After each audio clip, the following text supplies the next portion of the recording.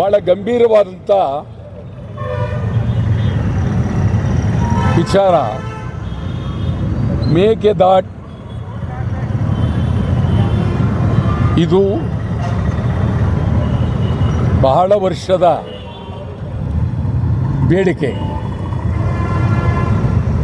ಬಂದಂಥ ಎಲ್ಲ ಸರ್ಕಾರಗಳು ತಮಿಳುನಾಡಿನಲ್ಲಿ ಮೇಕೆದಾಟನ್ನು ವಿರೋಧ ಮಾಡ್ತಾರೆ.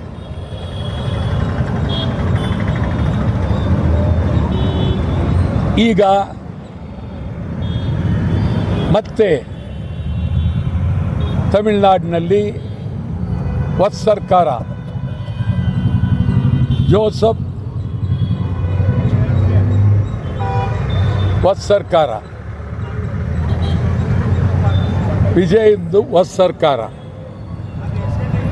ಈಗ ಅವರು ತೆಗೆದಿದ್ದಾರೆ. ಮತ್ತೆ ನಮ್ಮಲ್ಲಿ ಮೇಕೆದಾಟಿಗಾಗಿ ಈಗಿನ ಮುಖ್ಯಮಂತ್ರಿ ಆಗಿರುವ DK ಶಿವಕುಮಾರ್, ಸಿದ್ದರಾಮಯ್ಯ ಭಾರಿ ಪಾದಯಾತ್ರೆ ಮಾಡಿದ್ರು. ಮಾಡಿ ಈಗಾಗಲೇ ಸುಮಾರು 4 ವರ್ಷ ಆಯಿತು. ಅವ್ರದ್ದೇ ಸರ್ಕಾರ ಬಂತು. ಅವರೇನು ಮಾಡದೆ ಪ್ರಧಾನಮಂತ್ರಿ ಮೇಲೆ ಅವರು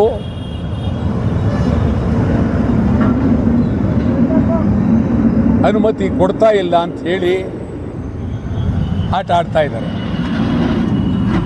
ಕರ್ನಾಟಕ ಸರ್ಕಾರದವರು ನಾವು ಮೋಸ ಮಾಡ್ತಾವ್ರೆ, ತಮಿಳುನಾಡು ಸರ್ಕಾರದವರು ಮೋಸ ಮಾಡ್ತಾರೆ. ಎರಡೂ ಸರ್ಕಾರಗಳು ನಮ್ಮ ಮೇಲೆ ಮೋಸ ಮಾಡ್ತಾ ಇದ್ದಾರೆ.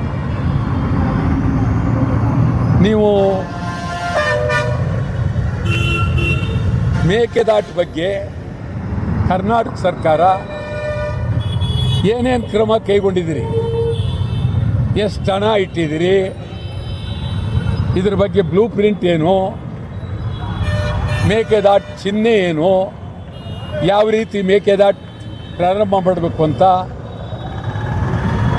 ಮೇಕೆದಾಟು ಪ್ರಾರಂಭಕ್ಕೆ ಮುಂಚೆ ನೀವೇನೇನು ರೆಡಿಯಾಗಿದ್ದೀರಿ, ಹಣ ಎಷ್ಟು ಇಟ್ಟಿದ್ದೀರಿ, ಏನು ರೆಡಿ ಮಾಡಿದ್ದೀರಿ, ಮತ್ತು ಮೇಕೆದಾಟು ಸ್ಥಳ ಎಲ್ಲಿಂದ ಎಲ್ಲಿರುವಿಗೆ ಅಂತ ಗುರುತಿಸಿದ್ದೀರಿ. ಮೇಕೆದಾಟಿನಲ್ಲಿ ಮುಳುಗುವ ಕಾಡೆಷ್ಟು,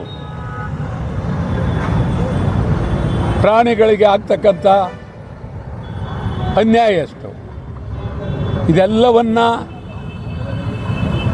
ನಾವು ಗಮನಿಸಿ ಪ್ರಾಣಿಗಳಿಗೂ ಅನ್ಯಾಯ ಆಗಬಾರ್ದು, ಕಾಡು ಮುಳುಗಬಾರ್ದು, ನಮ್ಮ ಮೇಕೆದಾಟು ಆಗಬೇಕು. ಇದ್ರ ಬಗ್ಗೆ ನೀವು ನೀಲಿ ನಕಾಶೆ ತಯಾರು ಮಾಡಿದ್ದೀರಿ, ಏನೂ ತಯಾರು ಮಾಡಿಲ್ಲ. ಸಿದ್ದರಾಮಯ್ಯನ ಕಾಲದಿಂದಲೂ ಅದ್ರ ಹಿಂದಲಿಂದಲೂ ಮೇಕೆದಾಟು ಬಗ್ಗೆ ಹೋರಾಟ ನಡೀತಲೇ ಇದೆ. ಇದು ಎರಡೂ ಸರ್ಕಾರಗಳು ನಮಗೆ ಅನ್ಯಾಯ ಮಾಡ್ತಾ ಇದ್ದಾರೆ. ತಮಿಳುನಾಡಿನವರು ಅನ್ಯಾಯ ಮಾಡ್ತಾ ಇದ್ದಾರೆ, ಕರ್ನಾಟಕ ಸರ್ಕಾರದವರು ಅನ್ಯಾಯ ಮಾಡ್ತಾ ಇದ್ದಾರೆ. ಕರ್ನಾಟಕ ಸರ್ಕಾರದವರು ವಿಶೇಷ ಅಧಿವೇಶನ ಕರೆದು ಮೇಕೆದಾಟು ಬಗ್ಗೆ ಇರತಕ್ಕಂಥ ಎಲ್ಲ ವಿಚಾರಗಳ ಬಗ್ಗೆ ಸಮಗ್ರವಾಗಿ ಚರ್ಚೆ ಮಾಡಿ ಮೇಕೆದಾಟಿಗಾಗಿ ಪಾರ್ಲಿಮೆಂಟ್ ಸದಸ್ಯರು, ವಿರೋಧ ಪಕ್ಷಗಳು, ಪ್ರಧಾನಮಂತ್ರಿಯನ್ನು, ಮುಖ್ಯಮಂತ್ರಿ, ವಿರೋಧ ಪಕ್ಷ ನಾಯಕರು ಭೇಟಿ ಮಾಡಿದ್ರಾ? ಇಲ್ಲ, ಭೇಟಿ ಮಾಡಲಿಲ್ಲ. ನಮ್ಮ ಪಾರ್ಲಿಮೆಂಟ್ ಸದಸ್ಯರುಗಳಿಗೆ ಪಾಪ ಅವ್ರಿಗೆ ಏನು ಮಾತಾಡ್ತಲೇ ಇಲ್ಲ. ಭಾಳ ಪ್ರಾಮುಖ್ಯವಾದಂಥ ಜವಾಬ್ದಾರಿ ನಮ್ಮ ಪಾರ್ಲಿಮೆಂಟ್ ಸದಸ್ಯರಿಗಿದೆ.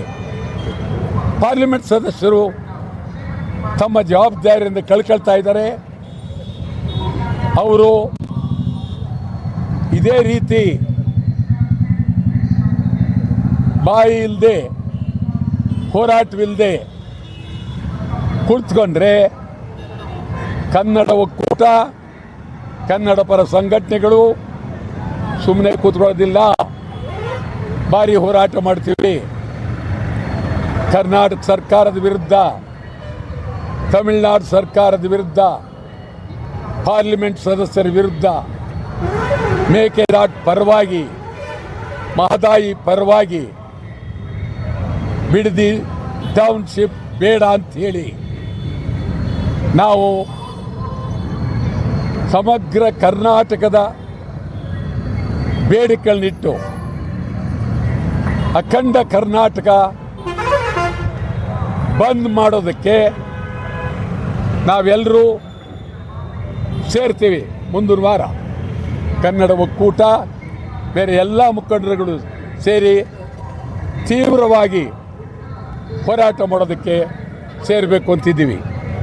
ಬಿಡದಿ ಟೌನ್ಶಿಪ್ ಆರಂಭ ಆದದ್ದು ಭಾಳ ಗಂಭೀರವಾಗಿ ರೈತರಿಗೆ ಅನ್ಯಾಯ ಆಗುತ್ತೆ, ನೀವು ಟೌನ್ಶಿಪ್ ಮಾಡಬೇಡಿ ಅಂತ. ಆದರೆ ಈಗ ಅದು ರಾಜಕೀಯಕ್ಕೆ ತಿರುಗಿದೆ. ಕುಮಾರಸ್ವಾಮಿ, ಡಿ ಕೆ ಶಿವಕುಮಾರ್ ಇವರಿಬ್ಬರು ಪ್ರತಿಷ್ಠೆಯ ಪ್ರಶ್ನೆಯಾಗಿ ಇಲ್ಲಿದೆ. ನೀವು ಇಲ್ಲಿ ಈ ರೀತಿ ಹೋರಾಟ ಮಾಡೋ ಬದಲು ಮೇಕೆದಾಟಿಗೆ ಭಾರಿ ಹೋರಾಟ ಮಾಡಿ, ತೀವ್ರವಾಗಿ ಹೋರಾಟ ಮಾಡಿ, ಇಲ್ಲ ರಾಜೀನಾಮೆ ಕೊಡಿ, MP ಗಳು ರಾಜೀನಾಮೆ ಕೊಡಲಿ, MLAಗಳು ಕೊಡಲಿ, ಮಂತ್ರಿಗಳು ಆಗಲಿಲ್ಲ ಅಂದರೆ DK ಸರ್ಕಾರ ರಾಜೀನಾಮೆ ಕೊಡಬೇಕಾಗುತ್ತೆ. ಇದು ಅಷ್ಟಕ್ಕೆ ಉಳಿಯಿಲ್ಲ. ಕರ್ನಾಟಕ ಬಂದ್ ಭಾರಿ ಮಾಡ್ತೀವಿ. ಇಲ್ಲಿ ಟೌನ್ಶಿಪ್ ಬೇಡ ಅಂತ ಕರ್ನಾಟಕ ಬಂದ್ಗೆ ನಾವು ಸಂಪೂರ್ಣವಾಗಿ ಕರೆ ಕೊಡ್ತೀವಿ. ಇದಷ್ಟೇ.